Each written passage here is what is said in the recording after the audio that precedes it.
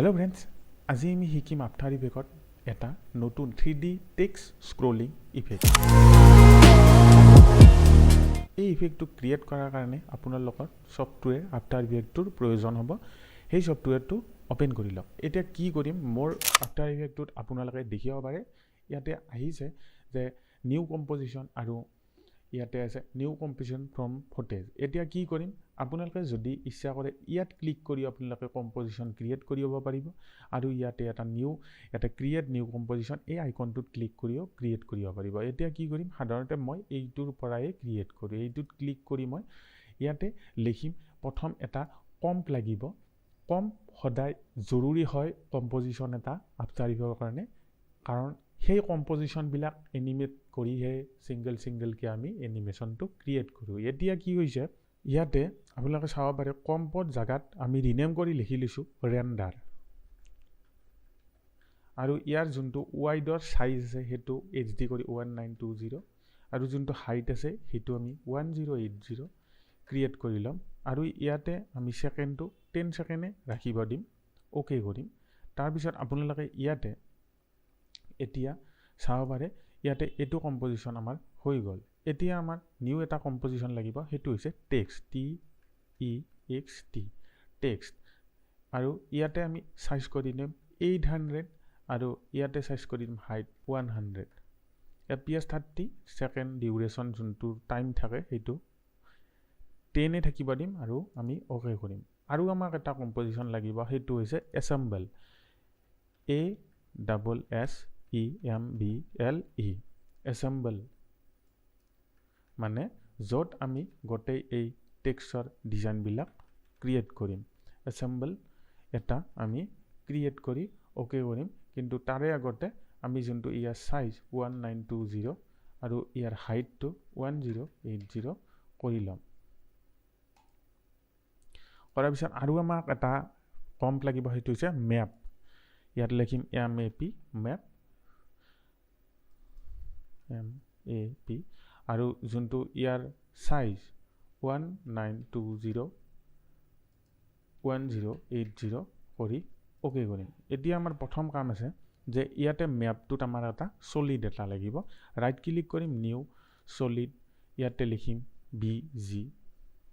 লিখি অ'কে কৰিম। কৰি পিনে কেপছলকটো অফ কৰি ল'ব, কাৰণ আপোনালোকে যদি কেপছলক অন কৰি থাকে এনেকুৱা এটা এৰৰ এটা আহিব পিছত, সেইকাৰণে কেপছলকটো অফ কৰি থ'ব। এই যোনটো BG ইয়াৰ ওপৰত আমি ইফেক্টছ পেনেলত যাম। ইফেক্টছ পেনেল যদি কাৰোবাৰ অন হোৱা নাই তেতিয়াহ'লে কি কৰিব, উইণ্ডোজত গৈ ইফেক্টছ এণ্ড প্ৰিছেটত টিক কৰি থৈ দিব। ব্লু হৈ থাকিলে ইফেক্টছ পেনেলটো ইয়াতে দেখা পাব। ইয়াতে আমি চাৰ্চ কৰিম RAMP, ৰেম্প, গ্ৰেডিয়েণ্ট ৰেম্প। এই গ্ৰেডিয়েণ্ট ৰেম্প ইফেক্টটো আমি এই BG লেয়াৰটোত এপ্লাই কৰিম। কৰি যোনটো ব্লেকৰ ওপৰত এটা ডট আছে, এই ডটটো আমাৰ এই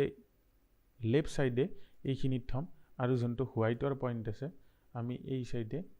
এই বক্সটোৰ কাষত থৈ দিম। এইটোৰ কাম হৈ গ'ল। এতিয়া আমি যোনটো টেক্সট কম্পত আহিম, এই টেক্সট টুলটো ল'ম, লিখিম AFTEREFFECT ডট এটা দিম, দি পিনে যোনটো এই টেক্সটটোত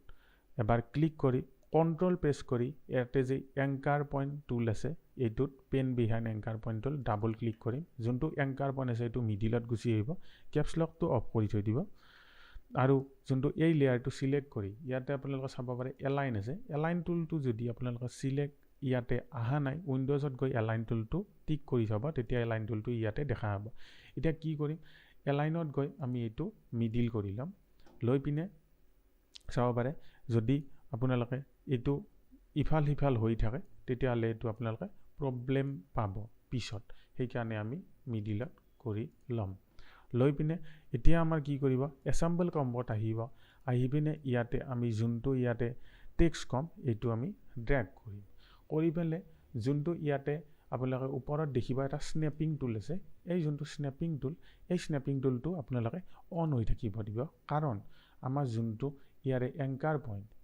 এইবাৰ কি কৰিব, এই যে এংকাৰটো আছে এংকাৰ পইণ্ট টুলটোত এবাৰ ক্লিক কৰিব, কৰি যোনটো ইয়াৰে এংকাৰ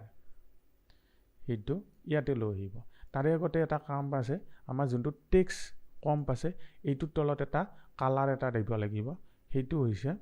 এটা আমি হোৱাইট কালাৰ দিম, নিউ solid ইয়াতে BG বুলি লিখিম লিখি ইয়াতে কালাৰ চেক কৰিম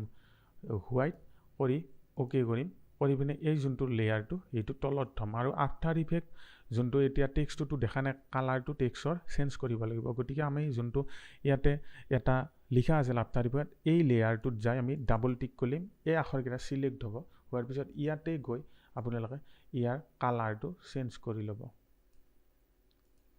চেঞ্জ কৰাৰ পিছত আপোনালোকৰ এনেকৈ আহিব আৰু এতিয়া আমি এছেম্বল কমত যাম এতিয়া দেখিব পাৰে ইয়াতেও আমাৰ কালাৰটো চেঞ্জ হৈছে আৰু আমাৰ এই লেয়াৰটো সিলেক্ট কৰি এতিয়া কি কৰিম এই বস্তুটো আমি 3D কৰি ল'ম 3D ইয়াতে কৰি ল'ব এই আইকনটো F4 প্ৰেছ কৰিলে আপোনালোকৰ এই লেয়াৰখিনি দেখা পাব লেয়াৰত F4 প্ৰেছ নকৰাকৈ থাকিলে এনেকৈ থাকিব F4 প্ৰেছ কৰিব এনেকৈ আহিব আৰু পিছত এতিয়া আমি এক্টিভ ক্যামেৰাৰ জায়গাত আমি ইয়াতে কাস্টম ভিউ 3 কৰিম কৰি পিনে আমি জুম কৰি লম মাউসৰ স্ক্ৰলিংৰ সহায়ত কিবোৰ্ডত V প্ৰেছ কৰিম বা এই অবজেক্টটো সিলেক্ট কৰিব সিলেকশন টুলটোত কৰি এইটো শিফট প্ৰেছ কৰি কিবোৰ্ডত এটো ওপৰত আনিব তাৰে আগতে কি কৰিব আপোনালোকে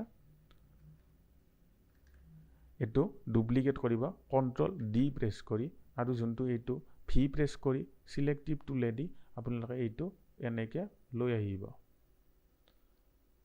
যাতে এইটো আপোনালোকৰ এলাইন হৈ যায় এতিয়া দেখা পাইছে দেখাৰ পিছত এতিয়া কি কৰিম আমি কিবোৰ্ডত R প্ৰেছ কৰিম ইয়াৰ যোনটো rotation -90 ডিগ্ৰী কৰি দিম তাৰপিছত এইবাৰ আমি কি কৰিম এই লেয়াৰটো সেকেন্ড যোনটো আছে এইটো কন্ট্ৰোল D প্ৰেছ কৰি এইটো অকমান আমি আৰু আগুৱাই নিম ঠিক তেনেদৰে আগৰ নিচিনা এইবাৰ আমি কি কৰিম কিবোৰ্ডত R প্ৰেছ কৰিম rotation আহিব ইয়াতে -180 প্ৰেছ কৰিম কৰি পিনে আমি এইবাৰ কি কৰিম অল্টাৰ কিবোৰ্ডত প্ৰেছ কৰি এনেকৈ মুভিং কৰি লম কৰি পিনে এই যোনটো লেয়াৰটো সিলেক্ট কৰিম কন্ট্ৰোল D প্ৰেছ কৰিম কৰি পিনে আমি এইবাৰ এই যোনটো লেয়াৰ আছে এইটো তলত লৈ আহিম আহি পিনে এটোৰ লগত স্ন্যাপ কৰি দিম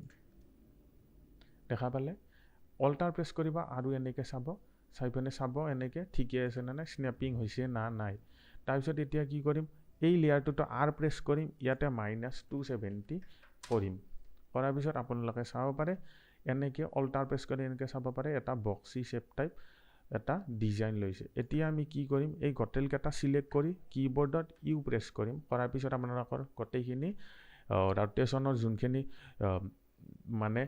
ডিটেইলছ সেইখিনি বস্তু লেয়াৰত নহয় হৈ যাব মাৰ্জ হৈ যাব হোৱাৰ পিছত এই কেটা সিলেক্ট কৰিম কৰি পিনে আপোনালোকে চাব পাৰে এনেকুৱা হৈ গৈছে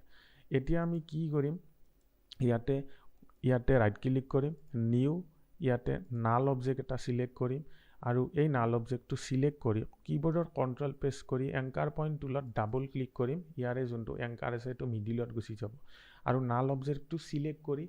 এলাইনত যাব যাই এইটো মিডিল কৰি ল'ব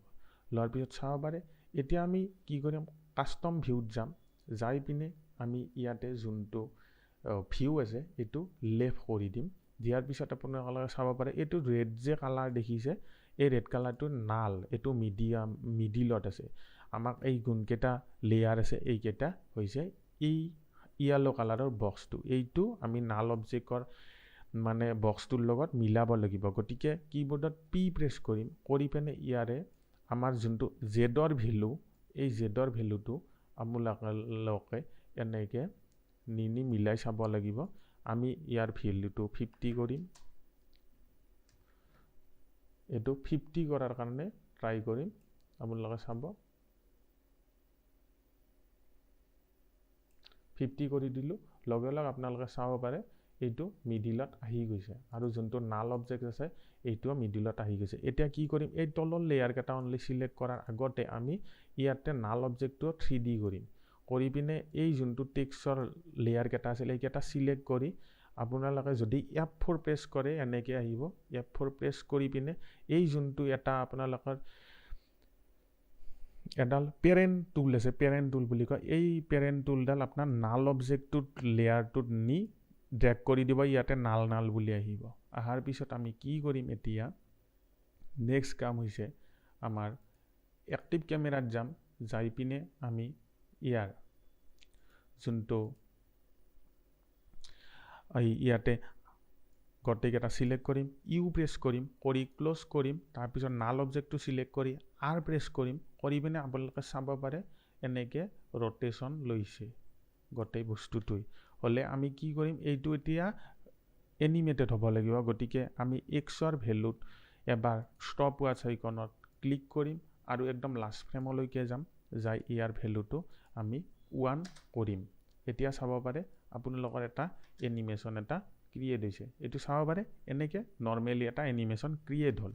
এতিয়া যদি আমি এইটো কমান আগৰ ষ্টেপত নিব খুজো 3D টাইপ বেলেগ কাৰ্ভিং টাইপ এটা তেতিয়া কি কৰিম আমি ইয়াতে ৰেন্ডাৰত যাম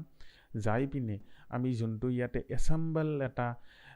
কম পাছিলে এইটো আমি ইয়াতে ড্ৰেগ কৰিম ড্ৰেগ কৰি চাব পাৰে এনেকৈ এটা ইফেক্ট আহিছে এতিয়া কি কৰিম ইয়াৰ তলত আমাৰ যে এটা মেপ এটা আছিল মেপ এটা কম্পজিশ্যন প্ৰথমতে ক্ৰিয়েট কৰিছিলে সেই মেপ কম্পজিশ্যনটো ইয়াৰ তলত ড্ৰেগ কৰিম কৰি পেলে আমি এসেম্বলত এটা ইফেক্ট দিম টাইম ডিসপ্লেসমেন্ট বুলি লিখাৰ পিছত আহিব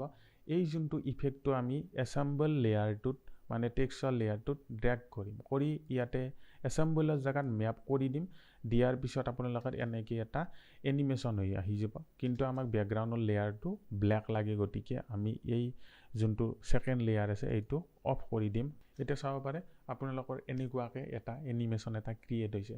এনেকুৱা যদি আপোনালোকে টিউটৰিয়েল বিলাক চাই ভাল পায় তেতিয়াহলে মোক লাইক কৰিব চেনেলটো সাবস্ক্ৰাইব কৰিব ইনষ্টাগ্ৰামত ফলো কৰি থব ভাৰ্গৱ মালাকৰ বুলি আছে আজিলৈ এইখিনি থ্যাংক ইউ